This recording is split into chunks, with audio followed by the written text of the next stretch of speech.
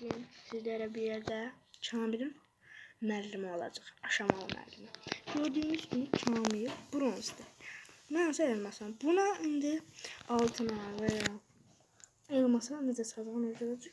En azından altına çıxarsa şükürdür. Çünkü bu uşaq çox pis oynayır aşamalını. Çünkü karakter yani heç xəritəyə baxmadan seçir. İndi onu öyrədəcək. İndi Kamil, mən çıxaram, səni izləyəcəm. Sən bir aşamalı yazır, yaxşı? Gir. Görək dostlar, Kamil girir.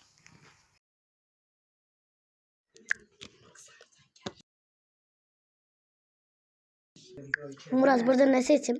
Burada bu xəritə çox uzaqdan bulunan bir xəritədir. Bunun üçün Maple seç. Maple'dan burada kazanabilirsin.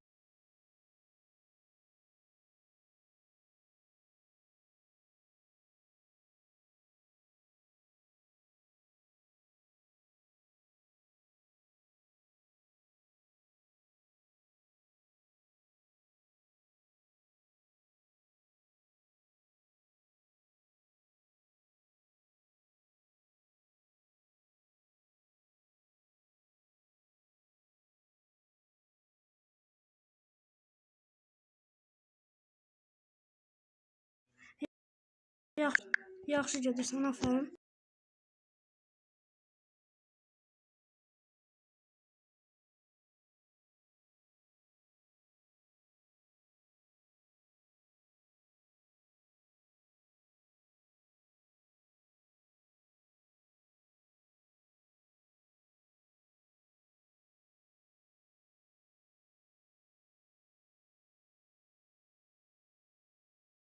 Tamam dedim doğru koyma. Mesela hayır kes bırak. Heh, orası tamam oldu.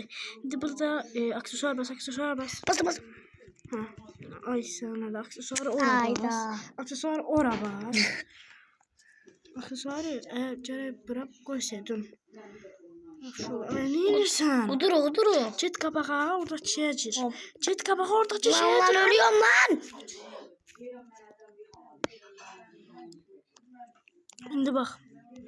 Bu Lerner robotun öldürmeden gidebilirsen sen Öldürmeden gidebilirim. Git kabağa. Oradan yok o pis taraftan. Git kabağa oradaki şeyi aç.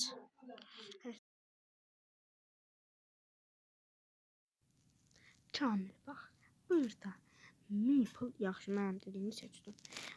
Ondan sonra niye mən oraya get deyəndə getmirsən? Ondan sonra 99'a 100 udursuz. Bileyim ben oynayamadım da ne? Ay sen hele. Sağ ol. Kamil, senin gördüğün işe